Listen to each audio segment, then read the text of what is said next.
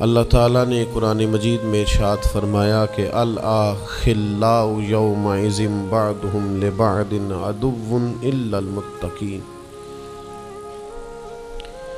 فرمایا بڑے گہرے دوست بھی قیامت والے دن دشمن بن جائیں گے سوائے ان کے جو پرہیزگار ہوں گے۔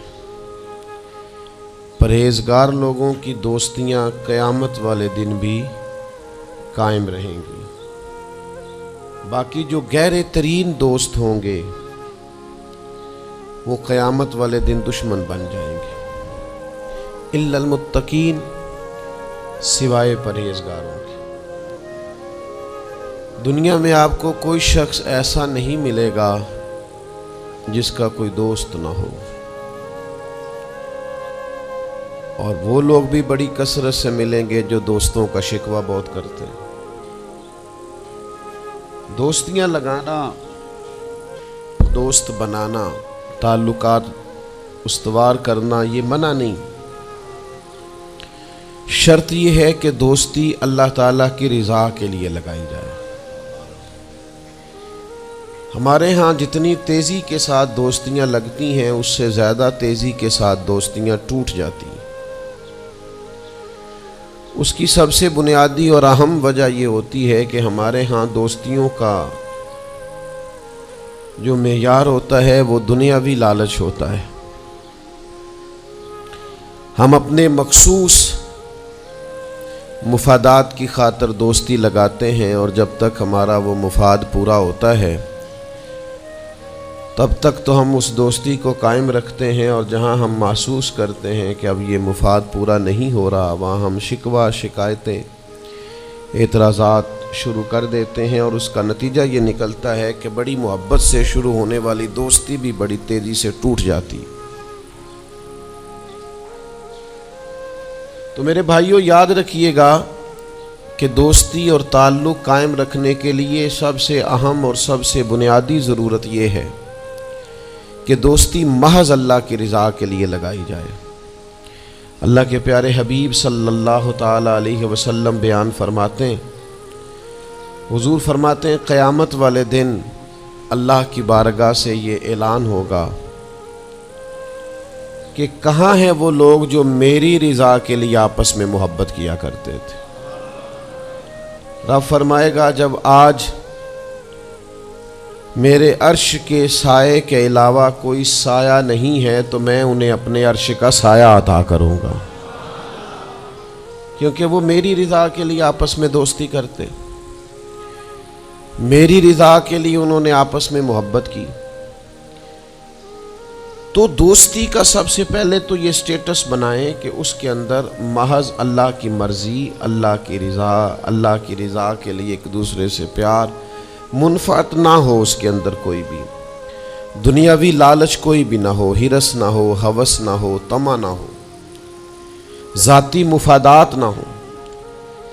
جب ان سے بالاتر ہو کر لوگ دوستیاں لگاتے ہیں تو وہ دوستیاں قائم رہتی ہیں۔ اللہ کے پیارے محبوب صلی اللہ تعالی علیہ وسلم نے فرمایا قیامت والے دن کچھ لوگ ایسے ہوں گے جن پر انبیاء اور اولیاء رشک کریں گے،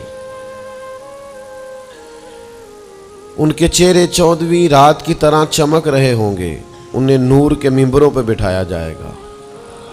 یا رسول اللہ اتنی فضیلت ان لوگوں کو حاصل ہے، یہ کون لوگ ہیں؟ تو حضور فرماتے ہیں یہ وہ لوگ تھے جو جس سے بھی دوستی لگاتے تھے، پیار کرتے تھے، محض اللہ کی رضا کے لیے کرتے۔ تو اللہ تعالیٰ صبح قیامت انہیں اعزازات سے نوازے گا، شرف سے نوازے گا، فضیلت سے نوازے گا۔ دوسری بات یہ ہے کہ دوستی کب قائم رہتی ہے؟ دوستی تب قائم رہتی ہے جب ہم دوستوں سے زیادہ امیدیں نہ لگائیں، انسانوں کو انسان ہی سمجھیں، ان سے بہت لمبی اور وسیع امیدیں لگا لینا اور بڑے وسیع مطالبات کرنا اور بڑی لمبی چوڑے تقاضے دوستوں سے کرنا۔ میں اکثر دوستوں کی خدمت میں یہ گزارش کیا کرتا ہوں کہ اپنے دوستوں سے کوئی مطالبہ کر کے انہیں آزمائش میں نہ ڈالو۔ تم نے اپنے ہی دوست کو لا کر پل صراط پہ کھڑا کر دیا ہے، بیچارہ اس طرف جائے کہ اس طرف جائے۔ ان سے کوئی ایسا مطالبہ کرنا جو ان کی پہنچ سے باہر ہو، ان کی حیثیت سے بڑھ کر ہو، ان کی طاقت سے زیادہ ہو تو اس کا مطلب یہ ہے کہ آپ نے اپنی دوستی کو خود آزمائش میں ڈال دیا ہے۔ آپ اتنے لمبے چوڑے تقاضے نہ کریں، آپ محدود سا لوگوں کے ساتھ تعلق بنائیں۔ وہ جی میں اس کے اتنا کام آیا ہوں تو اب اس کو اس سے ڈبل آنا چاہیے، تو آپ نے دوستی کی نہیں، آپ نے تو تجارت کی۔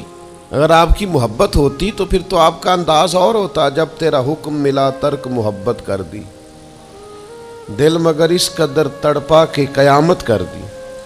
تو یاد رکھیے گا کہ آپ حکم جب آ گیا، جب آپ محسوس کریں تو اس وقت پھر آپ اس چیز کو سمجھ جائیں۔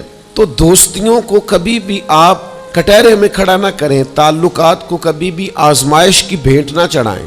اس طرح کا ماحول نہ بنائیں جس میں آزمائش پیدا ہو، جس میں تکلیف بڑھ جائے، جس میں کرب کا احساس سامنے والے کو ستائے۔ کوشش کریں گنجائش رہے ماحول کے اندر، آسانی رہے، وسعت رہے۔ تیسری بات یہ ہے کہ اگر آپ محسوس کرتے ہیں کہ دوستی کو چلانا ہے تو پھر صرف اسی چیز کو نہ یاد رکھیں جو چیز آپ کو آج میسر آ رہی ہے اور آج آپ کو انکار ہو رہا ہے۔ اس سے پہلے جو دوستوں نے بڑی وفائیں کی ہیں وہ بھی تو یاد رکھیں نا۔ ہمارا یہ ماحول ہوتا ہے کسی بندے نے 99 دفعہ نیکی کی ہے، ایک دفعہ انکار کیا ہے، تو ہمیں ایک دفعہ کا انکار تو یاد رہتا ہے لیکن 99 نیکیاں یاد نہیں رہتی۔ یہ بہت بڑی زیادتی ہے۔ آپ کو اگر اتنی لمبی چوڑی اس کی نیکیاں فراموش کرنے میں 1 منٹ نہیں لگا تو پھر آپ نے دوستی کس مقصد کے لیے لگائی تھی؟ آپ اس کو سمجھیں، اس کو آپ محسوس کریں۔ تو میں نے یہ دیکھا ہے زندگی میں کہ لوگ چاہتے ہیں کہ روز ان کا مطالبہ پورا کیا جائے، روز ان کا مطالبہ پورا۔ ہمارے ایک دوست تھے، بزرگ تھے، تو وہ سلسلہ طریقت کو چلاتے تھے، خانقاہی نظام کو، نظم کو لے کے چلنا مشکل ہوتا ہے۔ تو ان کے ایک مرید نے شکوہ کیا، اس نے کہا کہ حضرت پہلے آپ بڑا وقت دیتے تھے، اب آپ ٹائم نہیں دیتے۔ تو فرمانے لگے پہلے میرے بچے 1-2 تھے، اب درجنوں میں ہو گئے، اب وقت بٹ کے ملے گا نا۔ والد پہلے ایک پر توجہ دیتا ہے، بچے 4 ہو جائیں تو ٹائم تقسیم، بات کی سمجھ آ رہی ہے؟ تو وقت تقسیم ہو کے ملے گا نا جب بچے بڑھ جاتے ہیں۔ اور فرمانے لگے ابھی تو میرے سمجھ لو 10-15 بچے ہیں، تو جب پوتے نواسے نواسیاں ہو گئے تو یہ اور زیادہ بٹ جائے گا، پھر اس میں اور زیادہ تقسیم کار ہو جائے گی، تو پھر اس طرح کر کے ماحول میں تقسیم ہو جاتی، اور یہ ہوتا ہے۔ یہ ایک صورت ہے، آپ دیکھیے نا، کبھی ایسا بھی ٹائم تھا حجر اسود پر کہ اس کو ہاتھ لگا کے آپ چوم لیتے تھے، اور ڈھیروں وقت صحابہ اس پر چہرے رکھ کے رویا کرتے تھے۔ پھر ایسا وقت آیا کہ چھڑی لگا لو بھائی، چھڑی لگا کے پیچھے ہٹ جاؤ، اور اب ایسا ٹائم ہے کہ آپ دور سے استلام کر لیں۔ اب اگر آپ کہیں کہ مسلمان دیکھو جی حجر اسود کو تو ہاتھ لگانے کا موقع ہی نہیں مل رہا، تو بھئی نبی پاک نے تو فرمایا میں قیامت والے دن کثرت امت پر فخر کروں گا کہ میری امت زیادہ ہے۔ تو یہ تو تعداد کا بڑھنا، یہ تو کثرت کا ہونا، یہ تو باعث ناز اس کو سرکار نے کہا۔ اب آپ دائروں میں محدود کرنا چاہتے ہیں، آپ اس طرح کا ماحول بنانا چاہتے ہیں کہ کوئی شخص مقید ہو جائے، وہ اس دائرے سے باہر نہ نکلے، تو یہ تو بات درست نہیں ہے۔ تو کوشش کرنے کا مقام یہ ہے کہ آپ دوسروں کے لیے بھی گنجائش پیدا کریں، دوسروں کے لیے بھی آسانی کرنے کی کوشش کریں، پھر تعلق برقرار۔ اور پھر آپ پچھلی نیکیاں بھی تھوڑی یاد رکھیں کہ اس سے پہلے اس نے بڑی نیکی کی، بڑی محبت کی، تو پچھلی نیکیاں بھی دوستوں کی یاد رکھیں۔ صحیح بخاری سے ایک حوالہ عرض کرتا ہوں، نبی پاک صلی اللہ تعالیٰ علیہ وسلم کا نا ایک راز لیک ہو گیا۔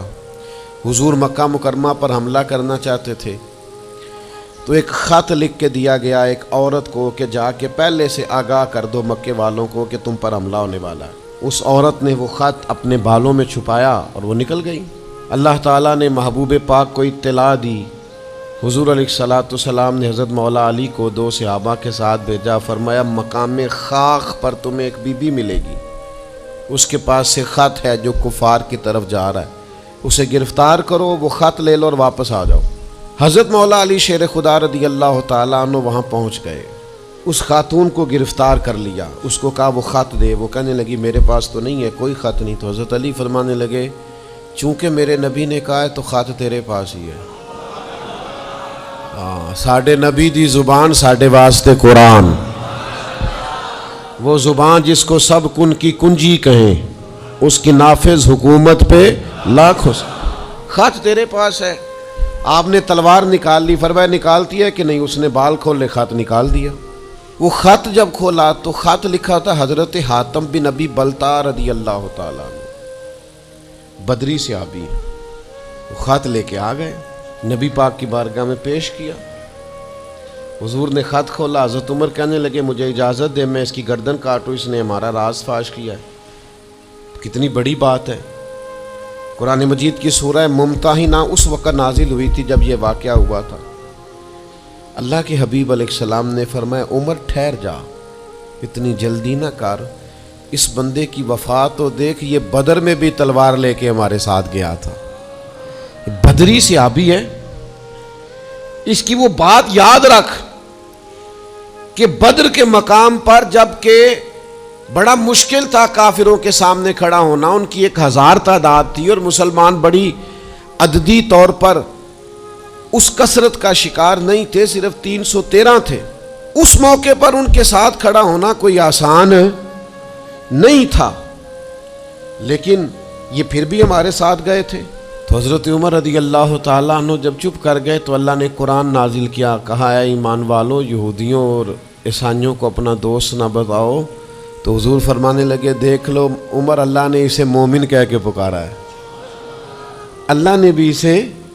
اب نبی کریم نے فرمایا بتاؤ یہ تم نے کیا کیا؟ تو عرض کی یا رسول اللہ صلی اللہ علیہ وسلم آپ میرا ظاہر باطن جانتے ہیں، جتنے بھی یہاں سے لوگ ہجرت کر کے مکے سے آئے ہیں نا، ان کا کوئی نہ کوئی رشتہ دار مکے میں ہے جو ان کے رشتہ داروں کا، بال بچوں کا، گھر والوں کا دھیان رکھتا، میرا وہاں کوئی بھی نہیں۔ اور مجھے پتا تھا آپ نے حملے کا ارادہ کر لیا ہے تو انشاءاللہ کامیابی اللہ نے مسلمانوں کو ہی دینی ہے، وہ کر کچھ نہیں سکتے۔ میں ان پر ایک احسان کرنا چاہتا تھا تاکہ وہ میرے بچوں کا اور میرے پیچھے گھر والوں کا تھوڑا خیال رکھیں، اتنی سی میری خواہش تھی۔ میرے نبی کریم نے ان کا عذر قبول کر لیا، فرمایا ٹھیک ہے آپ جو کہہ رہے ہیں بات ایسے ہی ہے، آپ کو اسلام کو نقصان نہیں پہنچانا چاہتے، آپ یہ چاہتے تھے کہ کوئی ایک نیکی ان پہ کر دی جائے تاکہ وہ آپ کے، تو اتنی بڑی بظاہر بات تھی لیکن حضور نے قبول کر لی۔ معنی کیا ہے کہ دوستوں کی پچھلی نیکیاں بھی یاد رکھنی چاہیے، ان کی پچھلی بھی خوبیوں اور پچھلے بھی معاملات کو تھوڑا یاد رکھنا چاہیے۔ ہم کیا کرتے ہیں؟ ہم کہتے ہیں جی اب وہ یہ نہیں کر رہا، بھئی تب کر رہا تھا نا، تو تب کی یاد کر لو، تب کی یاد رکھ لو، اس وقت کی آپ خیال کر لیں۔ ہم کیا کرتے ہیں؟ ہم 99 دفعہ کسی نے نیکی کی ہے تو ہم کہتے ہیں 100/100 چاہیے، آج بھی یہ کرے گا تو پھر تو قابل قبول ہے۔ تو اس سے کیا ہوتا ہے؟ اس سے تکلف پیدا ہوتا ہے، ایک آدمی روز کیسے نیکی کر سکتا ہے؟ چوتھی بات یہ ہے اگر ہم چاہتے ہیں دوستیاں نبھیں تو اسلام کا ایک حسن ہے کہ اسلام دین اعتدال ہے۔ اسلام کہتا ہے چلو ہی ذرا معتدل ہو کے، پہلے ہی ذرا تھوڑا سا احتیاط سے چلو۔ ہم جب کسی بندے کے اوپر فدا ہوتے ہیں تو پھر پورے ہی فدا ہوتے ہیں، پھر تو جناب یہ بھی تیرا ہے، یہ بھی تیرا ہے، یہ بھی تیرا ہے۔ اور جب بعد میں لڑائی ہوتی ہے تو چائے کی پیالیوں کا بھی حساب کرتے ہیں کہ وہ جو وہاں جاتے ہوئے چائے پی تھی نا اس کے پیسے بھی میں نے دیے تھے، لہذا وہ بھی میرے بنتے ہیں واپس کر۔ کورے ورک کتاب نہیں ہوندے، پتھر دل گلاب نہیں ہوندے، اور سجنا پہلوں ہی سوچ کے لائیں پھر یاراں نال حساب نہیں ہوندے۔ آپ سوچ سمجھ کے دوستی لگائیں، تعلقات کو سوچ سمجھ کے لے کے آگے چلیں۔ نبی پاک صلی اللہ علیہ وسلم نے فرمایا وقفے سے ملا کرو محبت بڑھتی ہے، تھوڑا نا وقفے سے ملا کرو، اس سے محبت بڑھے گی۔ یہ جو بہت وارفتگی ہے نا، بہت وارفتگی ہے، بہت جوش ہے، تو اس کا نتیجہ یہ نکلتا ہے کہ جتنی زور سے گیند دیوار سے لگتی ہے پھر اتنی زور سے ہی گیند واپس آتی ہے، اس کے نتائج ٹھیک نہیں نکلتے۔ تو عرض یہ کرنا چاہتا ہوں کہ اعتدال میں رہیں، معتدل رہیں، آپ اس حد سے تجاوز ہی نہ کریں۔ میرے پاس یہاں ایک دوست آئے تو مجھے کہنے لگے جی میرا دوست بڑا اچھا تھا، بڑا نائس تھا، بڑا بہترین تھا، بڑا پیارا تھا، میرے ایک دوسرے دوست نے اسے خراب کر دیا۔ تو میں نے کہا وہ دوسرا دوست، میں سمجھا نہیں. کہنے لگے یہ میرا پرانا دوست تھا جس نے اسے خراب کیا، اور جسے کیا ہے وہ نیا تھا 2-4 سال. اس کی میں نے دوستی لگائی تھی، اب وہ دونوں ڈائریکٹ ہو گئے اور مجھے انہوں نے بیچ میں سے نکال دیا ہے. تو میں نے کہا یہ تو اکثر ہوتا ہے، پہلی دفعہ تو نہیں ہوا، اس طرح تو ڈھیر دفعہ ہوتا ہے. کہنے لگے میں کروں کیا، میں نے بڑا شور کیا ہے، ان کو اپنے احسان بھی یاد کرائیں پر وہ مانتے نہیں. میں نے کہا اب حل ہے نا، تھوڑا چپ کر جا کچھ عرصے کے لیے، تھوڑی خاموشی اختیار کر. جو چپ کر جاتا ہے وہ بھی بچ جاتا ہے. اگر تم چاہتے ہو کہ یہ دوستی پھر سے بحال ہو جائے تو زیادہ شکوے نہ کرو، زیادہ شکایتیں. ہم بعض اوقات اعتراضات اتنے کر بیٹھتے ہیں، شکوے اتنے کر بیٹھتے ہیں، اپنی زبان سے باتیں اتنی نکال بیٹھتے ہیں کہ دوبارہ پھر دوستی کا بحال ہونا ممکن ہے. ایک حدیث یاد رکھیں گے اگر سناؤں آپ کو تو؟ نبی پاک صلی اللہ تعالیٰ علیہ وسلم نے فرمایا کسی سے دشمنی بھی کرو تو اعتدال سے کرو، ہو سکتا ہے کل کو وہ تمہارا دوست بن جائے. اور فرمایا کسی سے دوستی بھی کرو تو اعتدال سے کرو، ہو سکتا ہے کل یہ دشمن بن جائے. دوستی اور دشمنی میں یہ جامع ترمذی میں حدیث، اعتدال کا رستہ نہ چھوڑو، معتدل رہو. سارے راز ہی دے بیٹھنا، ساری باتیں پہلے کر لینا اور اعتراض کرنا، تو شکوے بھی پھر سارے ہی کر لینا. دوست کو اس کی کمزوریوں کا بھی پتہ ہوتا ہے، وہ ساری کمزوریاں بھی اس کی بیان کر لینا، اس کو بھی بتانا، اس کو بھی بتانا، اس سے بھی ذکر کرنا. تو یہ انداز درست نہیں ہے. آپ معتدل انداز میں دوستی لگائیں، اعتدال کے ساتھ چلیں، شکوے زیادہ نہ کریں، اعتراض زیادہ نہ کریں. وہ بے وفا ہی صحیح، پھر بھی یار اپنا، چلو اس میں کمی ہے، وہ اس میں بے وفائی ہے، پر سجن تو اپنا ہے نا. تو دوستی ہماری ہے اس کے ساتھ، اس کی کمزوریوں کو چھپائیں. آپ اس معاملے پر تھوڑا سا اپنے ظرف کو کشادہ کریں، آپ تھوڑی وسعت پیدا کریں. ہم سمجھتے نہیں چیزوں کو، ہم غور نہیں کرتے، اس خاص انداز میں چیزوں کو نہیں لیتے جس انداز میں چیزوں کو لینا چاہیے. ہماری ذاتی کمزوریاں ہوتی ہیں اور ہم ان کمزوریوں کا دوسروں پہ ڈال دیتے ہیں، کہتے ہیں وہ بے وفا نکل آیا. بھئی آپ بھی حد سے زیادہ فریفتہ تھے، اب آپ ہی حد سے زیادہ اعتراض کر رہے ہیں. حضور نے فرمایا جس کی تعریف کر لو پھر دوبارہ اس پر کبھی تنقید کر جو بیٹھے ہیں، تعریف تو ختم ہو گئی بات. پھر تھوڑی چشم پوشی کرو، انسانوں میں کمیاں بھی ہوتی ہیں. تو دوستی کو صحیح طور پر آگے لے جانے کے لیے چھٹا سبق یہ ہے کہ تھوڑی سی نا عادت عیب پوشی کی بھی بنائیں. تھوڑا پردہ پوشی کا مزاج ہو تو پھر بھی ذرا دوستی آگے. سمجھ آ رہی ہے بات کی؟ تھوڑی سی نا نظر عیب پوشی والی بھی. کچھ لوگوں کی تنقید کی آنکھیں اتنی زیادہ کھلی ہوتی ہیں کہ وہ بیچارے کسی جگہ بھی تعلق نہیں رکھ سکتے. جہاں جاتے ہیں انہیں کمیاں ہی کمیاں نظر آتی، خامیاں خامیاں نظر آتی. ان کا مزاج نہیں ہوتا کسی عیب کو چھپانے کا. تو آپ جس جگہ پہ موجود ہیں، جس جگہ آپ کے تعلقات ہیں، جہاں دوستی ہے، جہاں محبت ہے، وہاں تھوڑا سا عیب پوشی کا بھی مزاج ہونا چاہیے. نبی پاک علیہ السلام نے فرمایا تو کسی مسلمان کی دنیا میں پردہ پوشی کر دے، اللہ قیامت والے دن تیری پردہ پوشی فرما دے. آپ تھوڑا سا اس کا عیب چھپا دیں، بات ختم ہو گئی. تھوڑی سی پردہ پوشی کر دیں. دیکھیں نا، ہمیں حکم دیا گیا ہے شریعت میں، کسی شخص کا انتقال ہو گیا،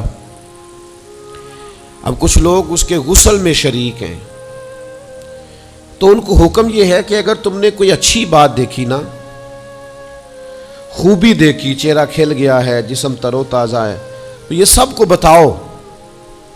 اور اگر تم کچھ ایسی چیز دیکھو کہ بیماری کی وجہ سے جسم اکڑ گیا ہے یا کسی وجہ سے چہرے پہ کوئی سیاہی آ گئی، جو کسی سے ذکر نہ کرو. جانے والے کے لیے تم اچھی چیزوں کو تو بیان کرو، لیکن نقائص کو کبھی بھی بیان نہ کرو.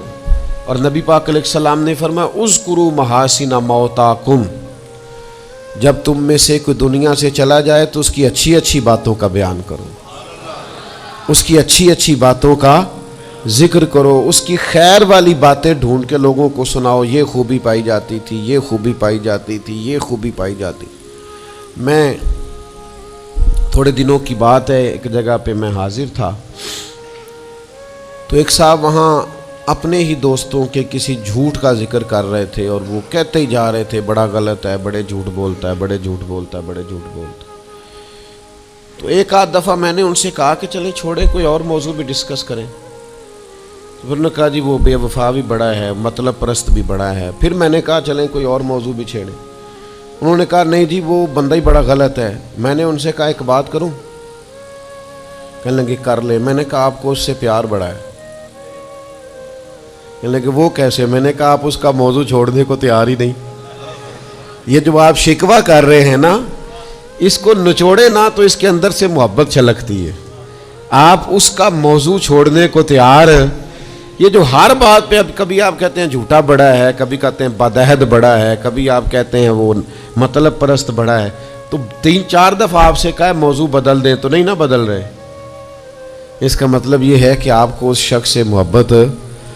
تو یہ جو آپ شکوے کر رہے ہیں نا بار بار، اسے بھی نچوڑیں تو اس کے اندر سے محبت چھلک رہی ہے۔ وہ جو باپ بار بار کہتا ہے نا فلانا منڈا میرا بڑا نافرمان ہے، تو اصل میں والد کو پیار ہوتا ہے۔ وہ بار بار جو اس کا ذکر کرتا ہے، بار بار لوگوں کے سامنے، اچھا بچہ کہہ رہا ہوتا ہے مجھے بدنام کر رہے ہیں، یہ دیکھیں جی بار بار ہر جگہ سے یہ میری شکایتیں کرتے ہیں۔ تو اصل بات کیا ہوتی ہے؟ اصل بات یہ ہوتی ہے کہ اس بندے کو اس سے محبت بہت زیادہ ہے، وہ چاہتا ہے اس پیار کے سبب سے، اس محبت کی وجہ سے کہ وہ بار بار اس کا ذکر کرے، بار بار اس کا تذکرہ کرے، تو تھوڑی عیب پوشی کا مزاج بنائیں، تھوڑا درگزر کی طبیعت بنائیں، تھوڑا ماحول کے اندر اس طرح کا مزاج لے کے آئے۔ ہم دوستوں سے میں اکثر ایک بات کرتا ہوں، ہم نہ صرف خامیاں یاد رکھتے ہیں، خوبیوں کا ذکر نہیں کرتے۔ اس کا نتیجہ یہ نکلتا ہے کہ ہماری دوستیاں تیزی سے ختم ہوتی ہیں، تعلقات زیادہ دیر پا ہوتے نہیں، چلتے نہیں۔ ہمیں کرنا یہ ہے کہ ہمیں اللہ کی رضا کے لیے دوستی کرنی، اللہ کی رضا کے لیے لوگوں سے پیار کرنا، اللہ کی رضا کے لیے اللہ کے بندوں کی باتیں سننی، اللہ کی مخلوق سمجھ کے لوگوں کی خوبیاں دیکھنی، اللہ کے بندے سمجھ کے ان کے اندر پائی جانے والی باتوں کو ہم نے اخذ کرنا۔ اگر ہم تعلقات میں لالچ لائیں گے، ذاتیات لائیں گے، زیادہ امیدیں لگائیں گے، اس کا نتیجہ ٹھیک۔ ایک بزرگ غریب تھے پھر امیر ہو گئے، تو کسی نے ان کو مبارک دی کہ بڑی بات ہے آپ کو اللہ نے بڑے پیسے دیے ہیں، تو فرمانے لگے یار پہلے جو یار تھا وہ میرا دوست تھا، اب تو ڈھیر سارے لوگ میری جیب کے دوست ہیں، اب تو جیب کا رشتہ ہو گیا ہے لوگوں کا، ڈھیر سارے لوگوں کا۔ تو دوستیوں میں اخلاص لائیں، خلوص لائیں، ساری زندگی یہ طے کریں کہ میں نے دوست کے کام آنا ہے، پر میں نے دوست کو کام کہنا نہیں، میں نے اس کی خدمت کرنی ہے لیکن کبھی اسے اپنی خدمت کے لیے مجبور، جس حد تک ہو سکے اس کی مدد کرنی ہے لیکن کبھی اسے اس تکلیف میں ڈالنا، یہ مزاج پیدا کریں۔ آپ کو اس دوستی میں روحانیت محسوس ہوگی، اس تعلق کے اندر آپ کو ٹھنڈک محسوس ہوگی۔ لیکن جب شائبہ ایک نقطے کا بھی ذاتی لالچ کا آ جائے گا نا، پھر اس میں ٹھنڈک نہیں رہے گی، اس میں وہ خوبی نہیں رہے گی جو کہ ہونی چاہیے۔ اللہ تعالی ہمیں سمجھنے کی توفیق